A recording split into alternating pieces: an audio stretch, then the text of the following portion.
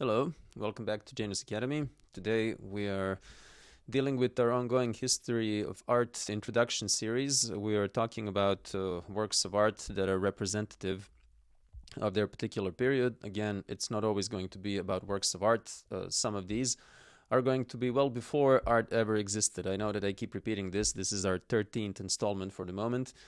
And it's something that just needs to be repeated. So we're going to probably repeat it a couple more times as we continue with these. Today we're talking about the Minoan civilization, and we're talking about an artifact that takes us back to 1,450 years before current moment, before Common Era.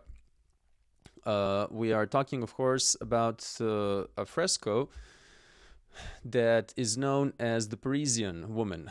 Now, as you can imagine, the city of Paris did not really exist 3,000, 450 or so years ago. No, actually, it's more. Wait, if this is the work, if this artifact comes from 15th century BCE, 1,450 years before Common Era, then that would be something like 3,476 years. Yeah, I'm really terrible with math. Perhaps I'll edit this thing out.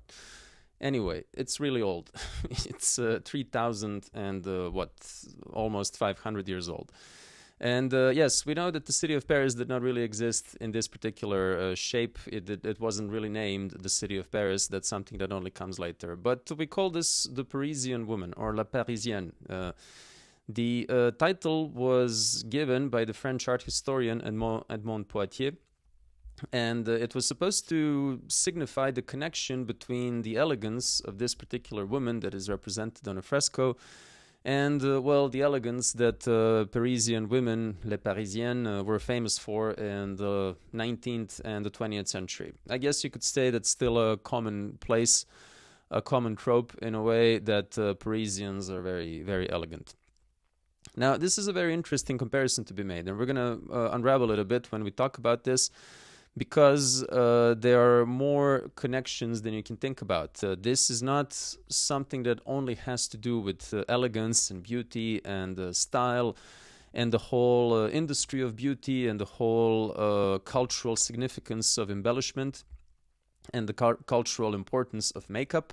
All of these things come to play a certain role when we're talking about La Parisienne. Now, this is really interesting for us also because, much like many artifacts that were previously discussed here, this one has strongly to do with the influence it exerted over the 19th and especially the 20th century. If we're talking about people that were inspired by the so-called primitive art, we are talking about, again, Brancusi, Modigliani, Picasso, just to name the most important, most famous names. And we are talking about how they were fascinated by what they considered primitive art, what they considered to be authentically human, something that had to do with pre-industrial and in certain cases, like with cave art, pre-agrarian periods. Now, their fascination came with this idea that what they saw in these fetishes and these artifacts was the primitive, crude, original, and basic human nature, but not basic in a pejorative meaning of the term, but something that was honest, something that was true, and something that was authentic. On the other side of that scale was the notion of sophistication, the notion of elegance, and so forth. What makes this work so interesting is that it is exceptionally elegant, it is exceptionally sophisticated, and that's the whole thing about it. This particular fresco, this representation of a woman is incredibly impressive as such, and this is why we decided to call her like this. Of course, it has nothing to do with the city of Paris or with women who live in it. But the idea was that people found this to be so fascinating because it's so old. It was over 3,400 years old, even 100 years ago, when Picasso was thinking about it. And it's fascinating now, to this day. You could say that when we look at this particular piece of fresco, we are looking at the idea of timeless elegance, and there can be no better example of timeless elegance than a piece of fresco that is, well, millennia old. We're not even talking about hundreds of years, we're talking about millennia, a completely different civilization. Something that is situated well before, well, I mean, not the kind of society we have today, but anything that is remotely connected to the society that we have today. Now, of course, as is always the case, we can draw many similarities and we can point to many differences. We're going to try to do both. And again, this is going to be the topic of today's lecture. There are more similarities than you can think of. There are really the questions of elegance, the question of style, the question of beauty, which is very important. And there are questions, of course, about the connection with animals, as is always the case. We always go back to this, with the animal cult, with the cultic nature of animals, with possible presence of snake in this particular depiction. Very important when we're talking about Minoan civilization. And all of these things really come together as incredibly important. We shall probably also find a place to mention Camille Paglia, one of our favorite art historians ever, and her whole take on elegance, especially in regards to Egypt. Now, before we start talking about all of these things, I would like us to say a couple of words about the technique in which this particular artifact was made. We are talking about the fresco technique, something that is called the buon fresco, or rather like a type of fresco that you make on wet plaster. This is a technique that was, well, around, obviously, for thousands of years, and that has been used ever since, let's say, the 18th or the 17th century BCE, or 3,800 years ago. And it's actually a very sophisticated and very advanced technique. It's something that requires a lot of not only style, but talent and technical integrity and skill. So this is a technique that requires a lot of skill. It was used by some Renaissance painters like Raphael, like Michelangelo, and it's generally considered as a more demanding but far more lasting technique than the dry fresco, which is also a thing.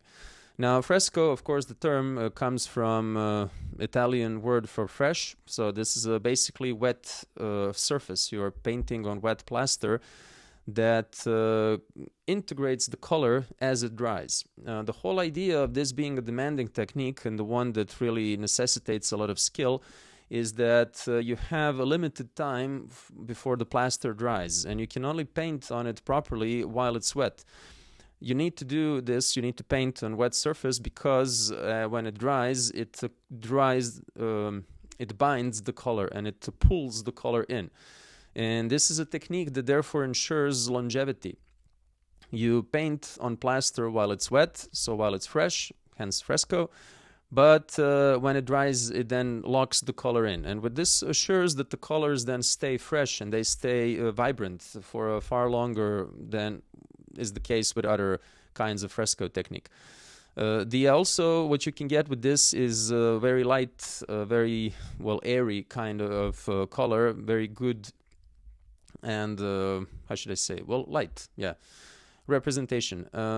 This also assures longevity, because if you think about the dry fresco technique, the color is much more prone to basically crumbling apart. So the technique that we're talking about is fairly advanced, and it aims longevity. This is a very important thing, because in many cases this technique is used in temples and then later churches. Like Michelangelo, he used this technique to paint, churches. Raphael as well. Now, this is a technique that takes not only a lot of skill, but a lot of planning, and it takes, in many cases, coordinated effort of more than one individual. The way that Renaissance painters have done this is fairly well documented, so we can know, is that you would have a master painter draw a sketch and prepare the composition and all the main aspects of the painting, of the fresco, and then his apprentices, in most cases it was a he, so his apprentices, they would apply the drawing onto the wet plaster, and then the master would come and finish the whole thing. Again, you have a limited time. It's a technique that requires a lot of precision, because if you paint on wet plaster, you don't really have a lot of room for mistake. You have to plan it out really well. Now, this tells us this whole logistical context of creation of this artifact, that it necessitates a certain level of wealth, it necessitates a certain level of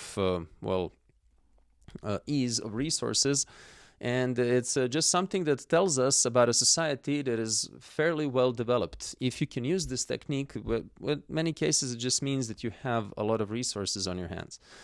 And this is exactly the case with the general situation that we have in this particular place and in this particular time. Now, when we were talking about Minoan civilization, we were talking about the island of Crete, and we were talking about the city temple complex of Knossos. This is a very interesting thing, because although we want to talk about this particular work of art, again, an artifact, and its elegance and its beauty and its sophistication, we definitely have to give it a broader context of what it really is, where it was, and for which purpose.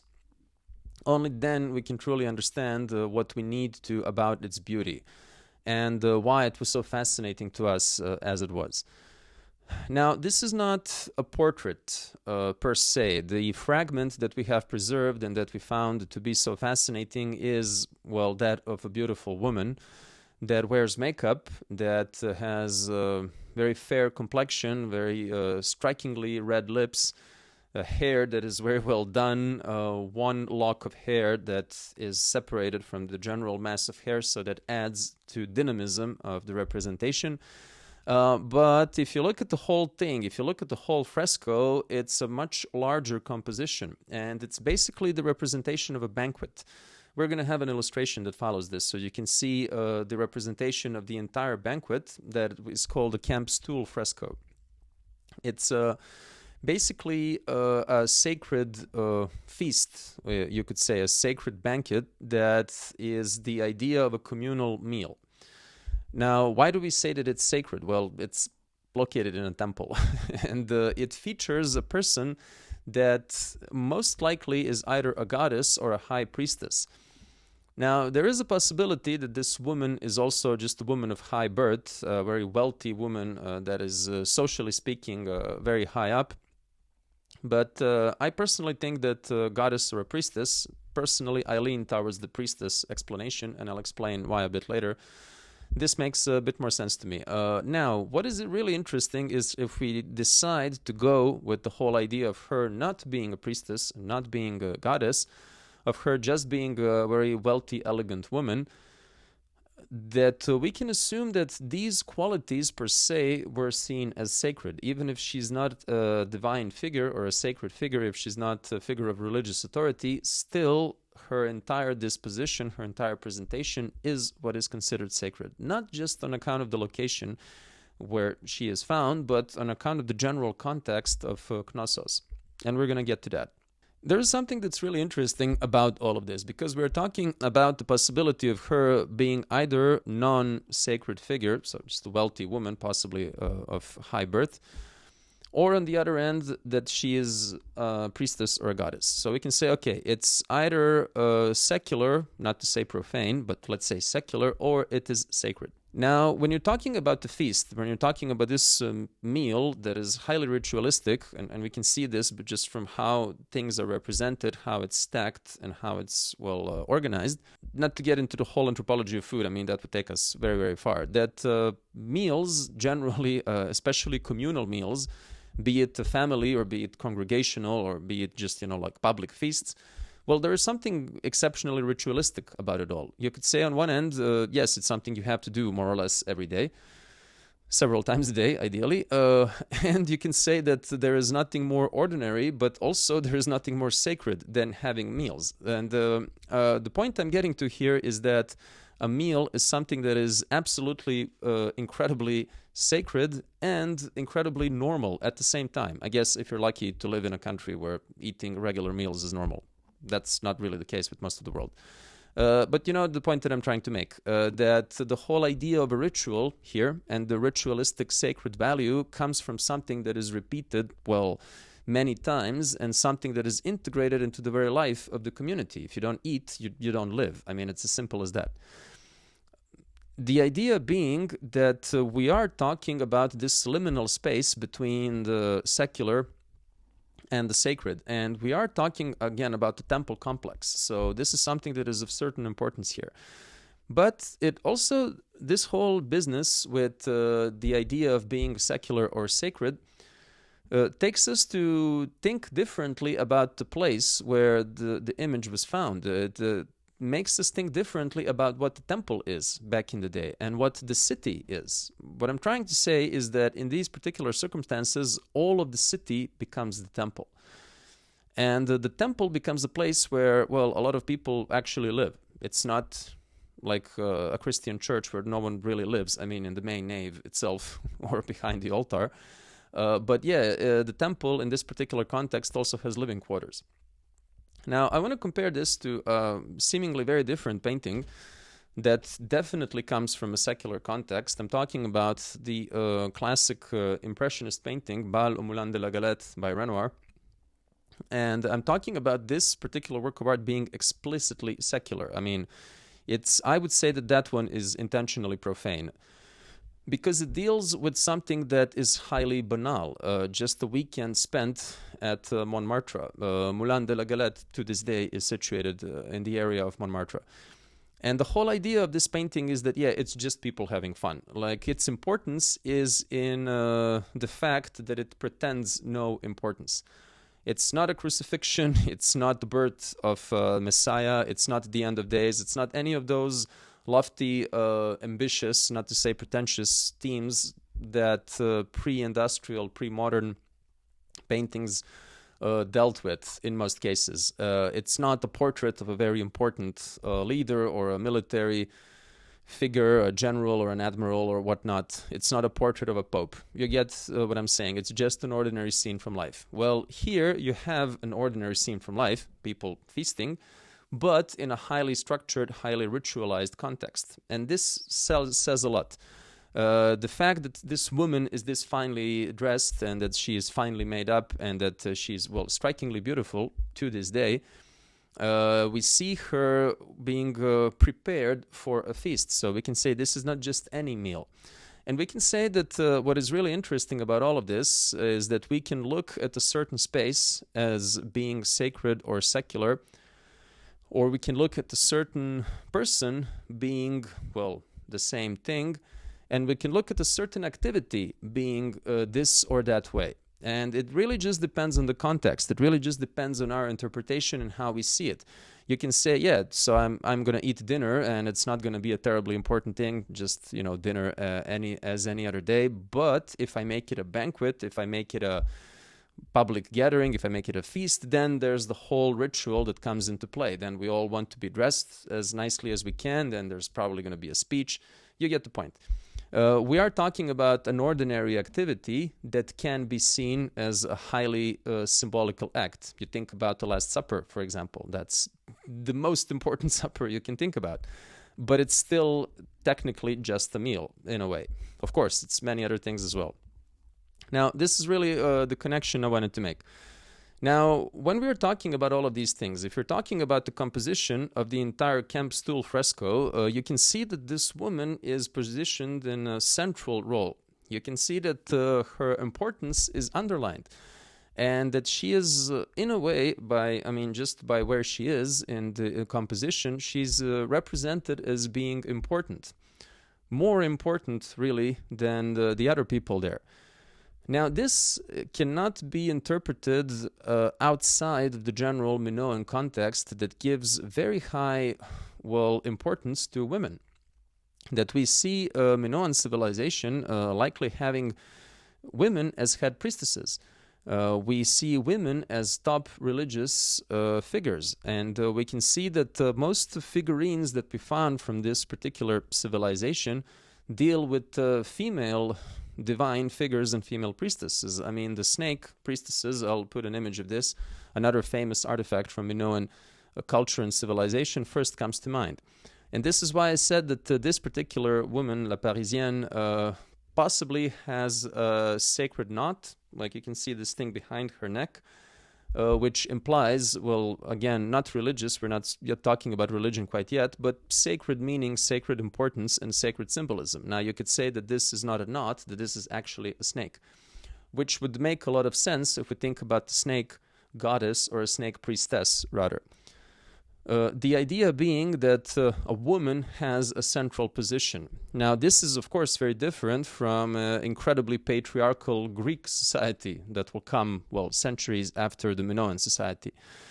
It's this whole idea of a head female priestess that is incredibly beautiful, that is very elegant, that is well made up.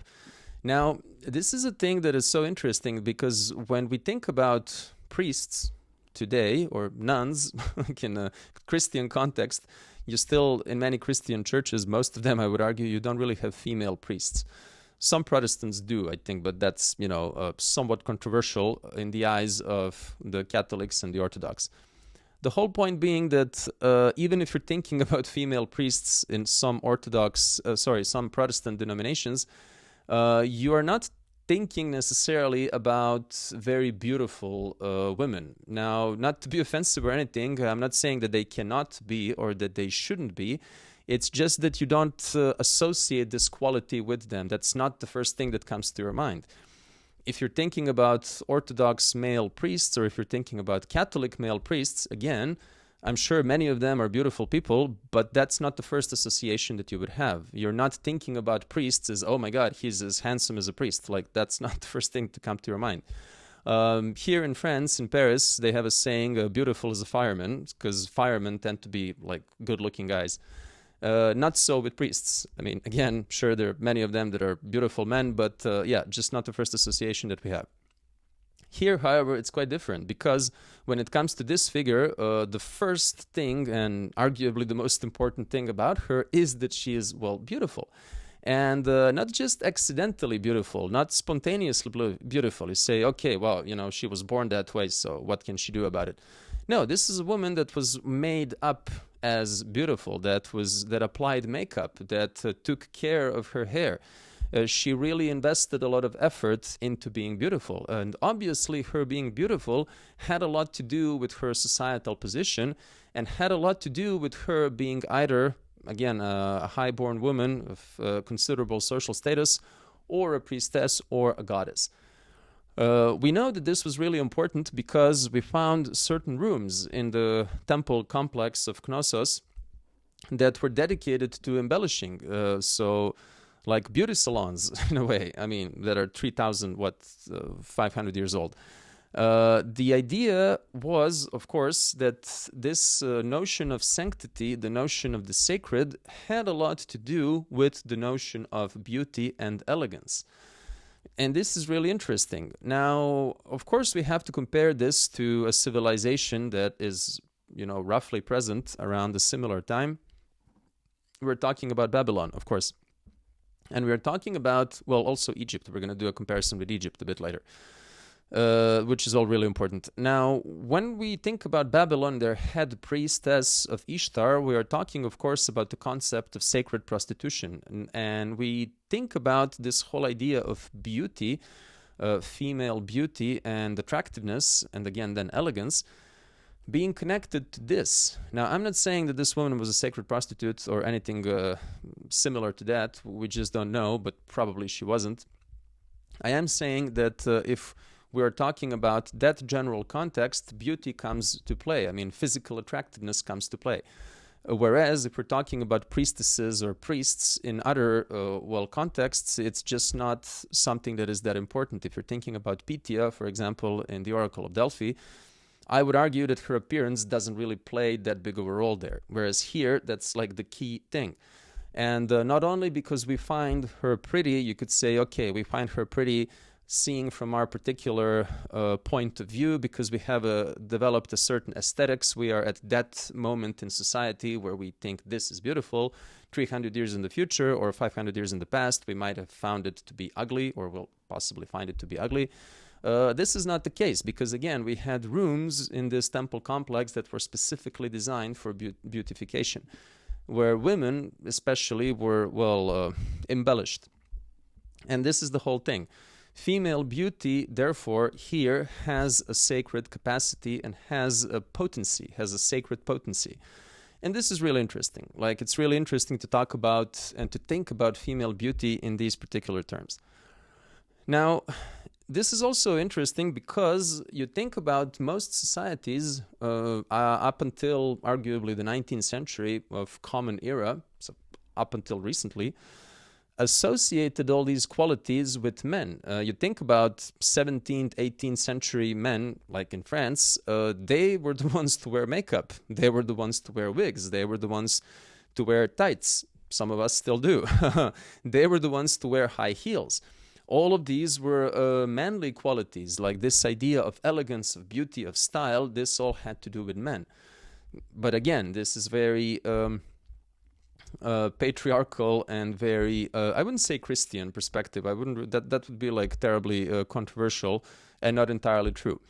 But you think about, let's say, the Greeks and how they displayed their male to female statues. I mean, they were as fascinated with male beauty as they were with female.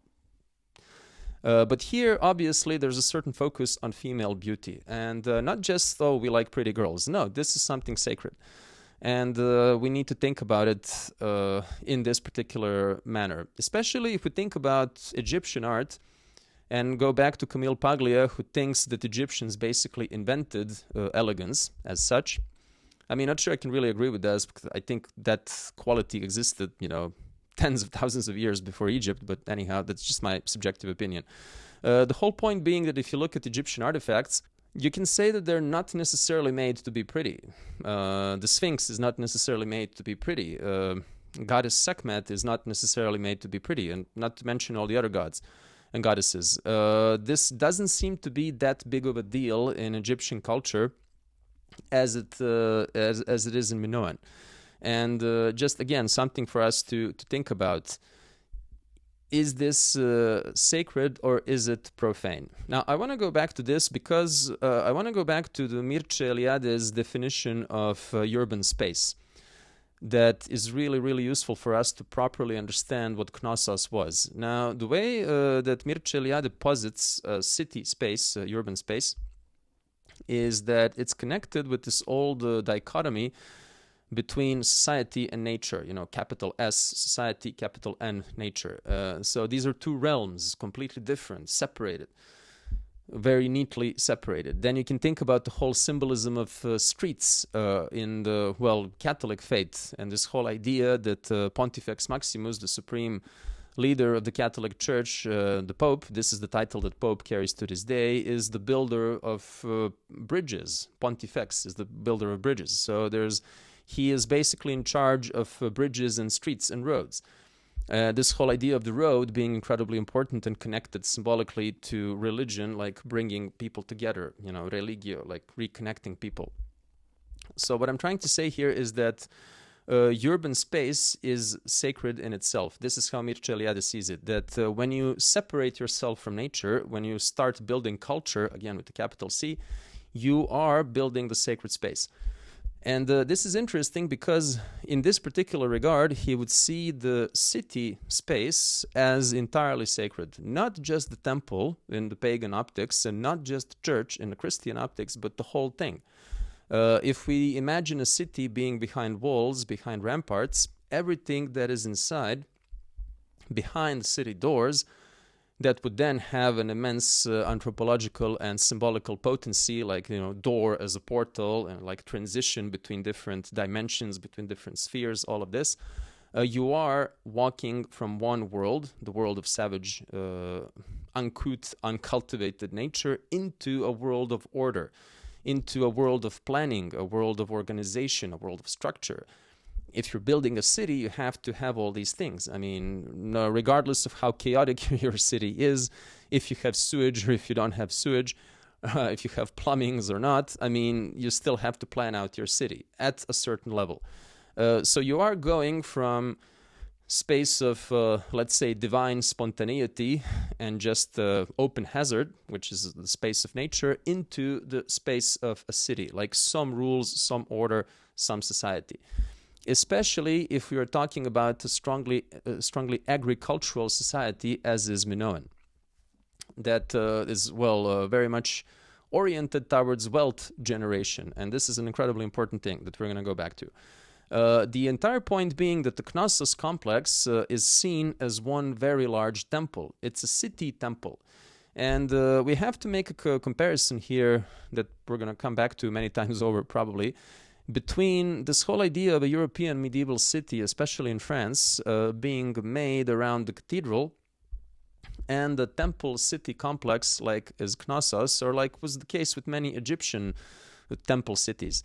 The idea being that, again, the temple is really like a small city in itself, and everything inside it is sacred. Now, of course, you have different layers of sanctity, and this is the case in the church. I mean, if you walk into a Christian church, of course, all of it is a house of God, but you have layers, and it's not the same thing. It's not the same concentration of sanctity inside the church. You can say that there's a space called Holy of Holies that is just behind the altar, and that is visibly more important than the ambulatorium that is around it, and that is visibly more important than the main nave, which is where the congregation takes place. And that is also tangibly more important than the narthex, which is the entrance itself. Even inside the church, there are layers and the levels of sanctity. Now, it's the same thing with the city, but the whole thing carries a certain air of sanctity.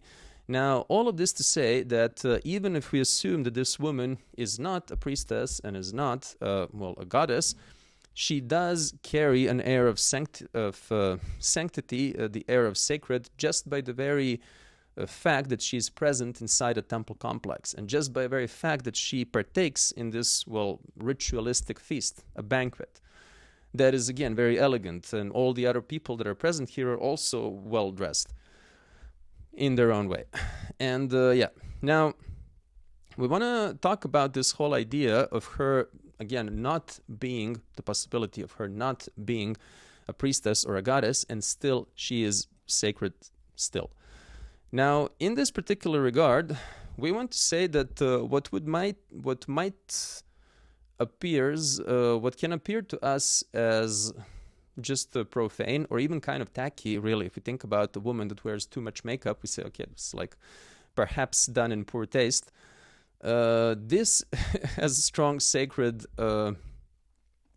character to it.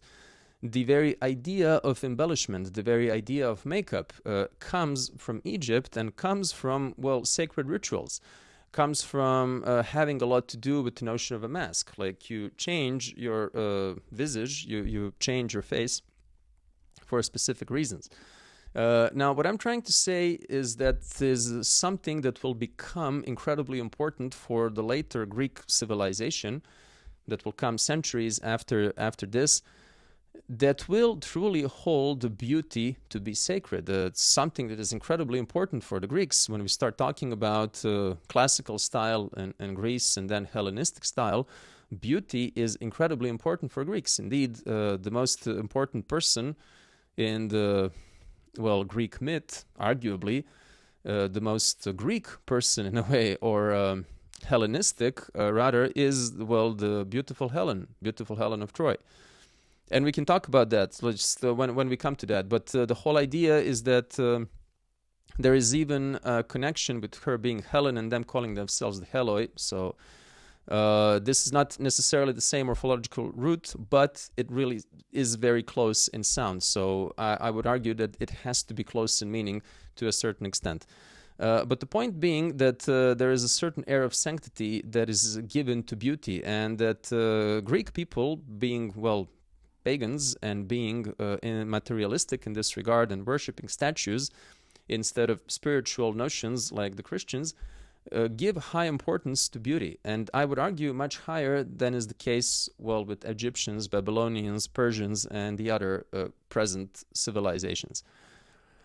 Now, this is really something that would draw us towards, a much broader story if we start talking about the connection between beauty and violence that we've addressed in previous lectures. So I'm just going to say that there is that whole line of reasoning, but I'll try not to develop it too much because, then this would be a 2-hour lecture and not a 1-hour one. The whole point being that, yes, beauty and aggression and violence, they are very, very tightly interwoven when it comes to, well, Proto-Greeks, what would later, influence creation of Greek culture. Let's just put it that way. It's the whole Greek sensibility and the whole idea of them seeing beauty in a certain way. Now, another very important thing about this is that when we're looking at this entire fresco, not just the La Parisienne, but everything that's around her, we are looking at a representation of wealth, the banquet. It's the idea of opulence in a way. When you're celebrating, when you're feasting, you're eating and drinking possibly more than you should. And it's something that is really, really important. It's celebrated as such. Now, the wealth we are talking about is incredibly interesting here, historically and conceptually speaking, because not only that the Minoan civilization was intensely agricultural, and not only that they had a very peculiar view of womanhood and the role of women, this was also the first telesocracy. I hope I'm pronouncing that right. Yeah, telesocracy. Now, what is telesocracy? We have telesocracy on one end, and we have teleocracy on the other. Again, possibly I'm butchering the pronunciation, but when I explain it, you know what I'm talking about. Now, telesocracy really is the term that comes from Greek, and it comes for the word for the sea, and the word for rule. So when you say democracy or aristocracy, so you have kratos like as the rule in all of that. So telesocracy, if you will, is the same thing, but you're ruling over the seas. You're not ruling over people, or you're not ruled by the people. You're not ruled by aristocracy like the aristocrats. No, you're like the ruler of the seas. And according to, the almanac of all telesocracies that we had, this was the first one. They basically invented the concept. Now, this is a terribly interesting thing, to me at least, is that we have, let's say, land empires like Egypt. Egypt is a teleocracy where they have all of their wealth and all of their power coming from land, which means that it comes from agriculture. If we look at the mode of production that is dominant in this particular period, it comes from land resources. It comes from mines and, animal husbandry and growing crops. Whereas if you have a telesocracy or telesocracy, you have wealth that comes from trade, obviously. And it comes from a certain, form of colonialization. Telesocracies that existed in history, were many. The Phoenician Empire is a very famous example of this. The Roman Empire, obviously, the fact that the Romans called the Mediterranean basin Mare Nostrum, which is the RC, and of course Great Britain, and arguably today this would be the United States of America that controls, I think, most or all of the main naval merchant routes of the world. It's this idea, Britannia rules the waves. I don't know if you've heard this said before. It's this idea that you can have control of the land or you can have control of the sea. And these are, of course, very different cultures that are created. They have very different idea of what wealth is. They have very different idea of how you run your state. I mean, it's like a very complex story that you can draw out of this. And this would, again, take us many lectures if we were to get into the nitty-gritty details of what a telesocracy can be and what it is and what it was, 3,600 years ago, and what is it now, what it was in the 19th century. But let's say that the basics remain the same. You have the idea of, trade being incredibly important, control of naval routes being very important, and sending ships out to, conquer the world in a way. Now, you don't necessarily have to conquer the world militarily. You can also conquer the world economically. I mean, the two seem to kind of, go together. But they don't necessarily have to be. What I'm trying to say is that you can project your state and your power and your culture and your idea of the self by land or by the sea. I don't think we've mastered air quite enough yet to project ourselves that way, but you get the point. And when we're talking about Egypt, and then when we're talking about the Minoan culture, we are talking about two very different ideas of rule and two very different ideas of culture. Now, this is all very interesting because we can definitely say that there are influences of Egypt over the Minoan civilization. Like, for example, the usage of makeup that was invented by the Egyptians. I mean, I would argue that makeup was probably used by prehistoric people in the Paleolithic, so I wouldn't really say that it was invented by Egyptians, but used in a way that is similar to how we use makeup today. Yeah, this traces back to Egypt. Especially like the whole thing with eyeliners, that Egyptians used in most cases for practical purposes. They would use this instead of sunglasses to protect themselves from the very intense bright sun. But it was also used in ritualistic purposes. And you could see that this woman is, carrying a lot of makeup. She has red lips, she has black eyes, and very pale complexion. Now, complexion may be hers by nature, but it could also be makeup. Whereas the black contour of her eyes, that's definitively makeup. There's no question about it. No one's born with a black eye like that. The whole idea being that we have this notion of the sea. I find this quite interesting, by the way, because in my native language, which is Serbian, talas means a wave. So no, it's not quite the sea, but it's like sea adjacent, you might say. So yeah, it's this whole idea that the trade is incredibly important. Now, either you impose trade on others by force, or you just impose yourself by, necessity. That's kind of besides the point for this particular lecture. What is within the point is that if you exist in a world, in a society that is heavily oriented on trade, that means that you are in touch with a lot of other cultures. That means that you exchange a lot of ideas. And that means that you exchange a lot of concepts, some of them religious, some of them economic, some of them cultural, etc. But you are a part of a network. You are not isolated. You are not, alone, surrounded by, a vast, massive desert. You are a part of a globalized world and a part of a globalized agenda. Now, I wouldn't say perhaps globalized, not to the extent to which the world is globalized today, where more or less the entire planet is interconnected. So this is not the case, but most of the Mediterranean basin is. If you think about where the Crete is, like geographically, where the island of Crete is located, it really is the southern Mediterranean, and it really is very close to, what we call the Middle East, what we should probably call Western Asia instead, north of Africa, and south of Europe.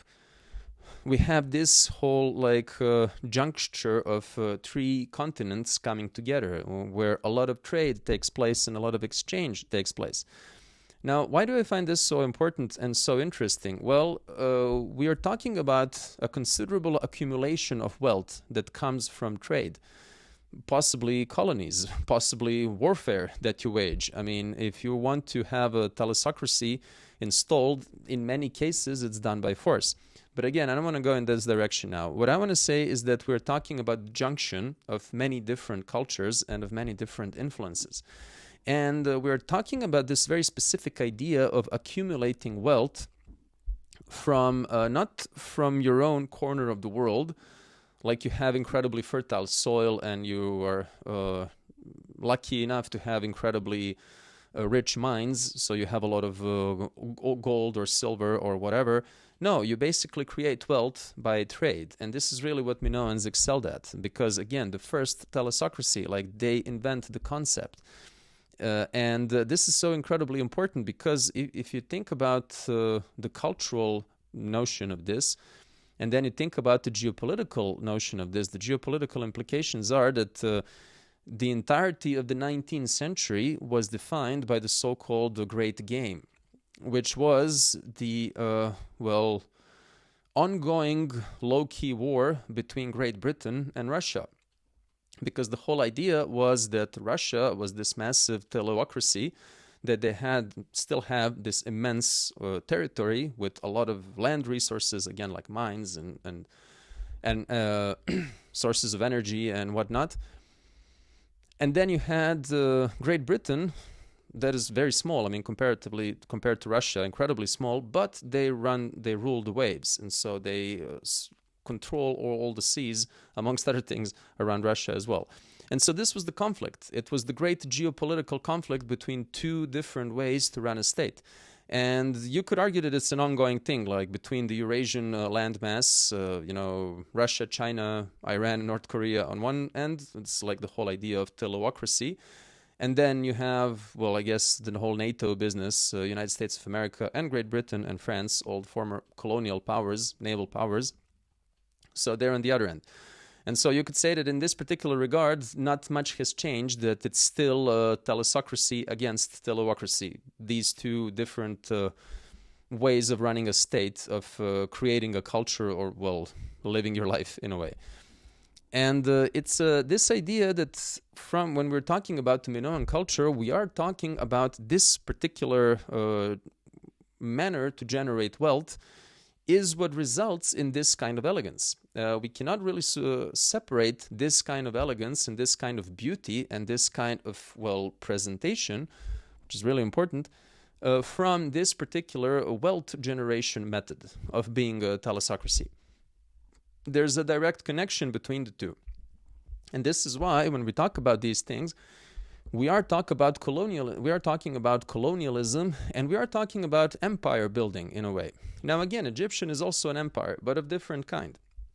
It's just a very different thing to control the seas, control or whatever, and to control the land, because controlling the sea requires a lot of projection, a lot of good faith, a lot of very different kind of thinking. And if you go back, to, let's say, archaic Greece or, classical period Greece, you could say that Greeks were pretty good at colonizing the Mediterranean basin, especially the Athenians. They had great many colonies, like cities that they've founded. And so you could say, yeah, they had a great naval fleet. This was a very important aspect of their power and their projection of their power. But they absolutely hated the sea. Like, if you think about the Greeks, they absolutely hate the sea. They avoid it anytime they can. They see the sea as something terribly dangerous. As it is. And they see it as something that is very scary and very frightening. And again, you don't really ever take a sea voyage unless you absolutely have to. You always prefer the land. So projecting your power and generating your wealth through the sea is a whole different affair. Now, I want to think about this for a moment. You have this whole business with mastering the sea, which again takes a lot of planning and courage, and sometimes really just good luck. So you have to have, well, very adventuristic men on one end, so that you could have very beautiful women on the other. Again, beautiful in this particular regard. Now, I want to underline that this is so incredibly important, and this has a lot to do with both agricultural and telesocratic societies, is that the beauty we are talking about here is entirely artificial. Now, I don't want to say entirely. Very likely the model for this particular woman, for La Parisienne, was a beautiful woman already. Born to be that way. She had natural charms. But what I'm saying is that that's not what we are talking about here. Here we are talking about artificially produced beauty. And we're talking about this idea that elegance in this key, not in general, is something that is achieved. Status that has a lot to do with elegance is something that is achieved, not something you're necessarily born with. And I know many people will disagree, but again, I'm talking about this particular case here. I'm talking about the fact, again, that she's wearing makeup, that she had a hairdresser, obviously, that she is wearing a very nice dress, that she is carrying possibly a snake tied in a knot or a sacral knot. The whole idea is that she was rendered beautiful and she was made elegant. And this is not the idea of a naturally beautiful woman that will be beautiful even if you dunk her in mud and you take her out. She didn't wash her hair for 3 weeks, but she's still beautiful because she was just made that way. No, this is not that case. This is a woman that is very polished. And her polish and her design, they come from a lot of wealth that is created in a very specific manner. And it's created in this highly, well, I wouldn't say mercantile context, because we're not talking about mercantile capitalism quite yet. There would be like 2,000 years before we get to that. Yeah, I am talking about a completely different thing. I'm talking about accumulation of wealth that comes to trade and what kind of beauty it creates. And this is really very important because this is the series on history of art. So beauty, you know, with the capital B, that's an important thing. And I am talking about, to go back to the very beginning, the fact that she was called La Parisienne. Now, why is this such an important thing? Well, France was a colonial empire. Some argue that it still is to this day. Again, I'm filming this in March of 2026. That if you think about elegance, if you think about, well, beauty in this particular regard, artificial beauty or artifice of beauty, I mean, this sounds derogatory and judgmental. I really don't want to make it that way. But I'm really talking about the whole industry of beauty that the French created. When you think about cosmetics, when you think about perfumes, you think about fashion. Well, France is a powerhouse in all these things. And it was intentionally made that way by Napoleon III. I mean, that's a whole thing. Perhaps we're going to talk about that. The point being that the French people pretty much invented the whole idea of consumerism and the whole idea of fashion in this particular colonial on one end and industrial on the other manner. When we say that this woman is La Parisienne and we go back to the turn of the century, I would say 19th, late 19th, early 20th, we are talking about a very specific context. And this is the context of, booming consumerism. This is the context in which department stores are opened all over Paris. Now, you could say that this is a whole 19th century thing, and we'll probably mention this again and again. The seminal study done by Walter Benjamin called the Project Arcades, where he's talking about the early 19th century glassed passages like Passage Véro-Doda, like Galerie Vivienne, Passage Geoffroy, like all these like proto-shopping malls, proto-department stores. This belongs to the early 19th century. But then if you go to the second half of the 19th century, and then you get to the turn of the century from 19th to 20th, you start talking about department stores like Le Bon Marché or like Le Printemps or BHV or La Samaritaine or the most famous and I would argue the most beautiful of them all, Galerie Lafayette. And you talk about this whole idea of the church of consumption, like the church of consumerism, the church of that particular cathedral, rather, of that particular kind of beauty that we see on this fresco that is 3,600 years old.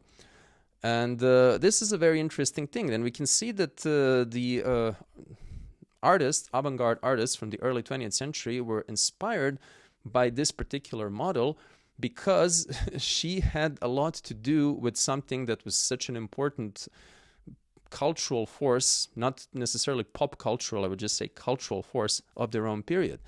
And this whole idea of creating a department store was, well, incredibly influential. When they were created, there were mini universes. They trained staff to speak a certain way. They all had to wear uniforms. Many of them had to live within that realm. So you could say a department store was kind of like a city temple complex in itself, where you had people living in that building. So this was their entire universe. And it was designed to be that way. And it was designed to project a certain kind of beauty that had to do with the industrial society. Baudelaire was famous for writing many verses about this, not all of them good, that he was all for makeup, he was all for dyeing your hair, and he was all for this whole artifice of beauty, like this whole illusion of beauty. And so you can see why we find this to be such a, passionate topic, is that there's a connection to be made between, 15th century BCE and the early 20th century CE. A lot of time in between, but very similar ideas. The ideas of, colonialism, maritime trade empire, securing trade routes, projecting your influence across the sea, connecting yourself with other cultures forcefully or peacefully. All of these things persisted for thousands of years. And all of these things go back to the general universality of, artifacts. Again, I wouldn't say this is a work of art. It's still an artifact. But yeah, universality of visual communication, let's put it this way, of representation. And the fact that when you look at this fresco, I mean, she really does look incredibly elegant, I would argue. And I'm not sure if she really looks like a lot of Parisian women, but not to get into what Parisian women looked like back in the 19th century or what they looked like in the 20th or the 21st century. But it's the air, it's the impression, it's the elegance, it's a certain kind of arrogance, but a certain kind of charm that also exists. And it's basically this idea that I don't think we've dealt with before in this particular course, this idea of artifice that is so important. Because when we're talking about art, really, and this is the series on history of art, I mean, we are talking about something that is artificial, right? Artificial, artifice. So it's a morphological root of the whole thing. And we are talking about beauty that is constructed. In a way, this is what art is all about, right? Making beauty artificially. And this woman looks, well, also quite content to be the way she is. I would say that there is something really charming about her. And this was something that made her so, well, interesting and so mysterious to a certain extent. That this is a depiction that is so old, but there is something very much alive in it. And the way that her hair looks, like, for example, the way that one mesh of her hair is separated, possibly intentionally so, I mean, certainly intentionally so when it comes to the depiction, it's something that animates this whole image and makes it appear more spontaneous than Egyptian hieroglyphs, you know, they're like strictly geometrical and much more stern in this regard. So I want to say that this particular kind of elegance, this particular kind of beauty has everything to do with this kind of colonialism or proto-colonialism, if you will, this kind of thalassocracy, and this particular connection between elegance and beauty on one end, and then trade and fetish of consumerism on the other. Of course, these are the topics that exclusively have to do with the 19th and the 20th and the 21st century, not with, you know, this period. And I also want to say that we're talking about the period that came before the great Bronze Age collapse, that came before the Greek Dark Ages. And this is something that becomes really, really important for the next stop in our conversation, in our series, that's going to be geometric art. Because geometric art is going to be smack in the middle of, well, by the end of the Greek Dark Ages, but within that whole context. This is before the Greek Dark Ages because it means that it's a very vibrant period, a period of exchange, period of trade, period where we have, well, these beautiful, elegant, ethereal, I would argue, depictions. Yeah, as is always the case, I don't think we've done justice to this. There are many topics that we just barely opened. I mean, I could talk about thalassocracy for, you know, hours, but that doesn't mean that I should. So I thank you for your attention. I hope you've enjoyed this, and I hope you find it useful and that it made sense. See you soon, and goodbye.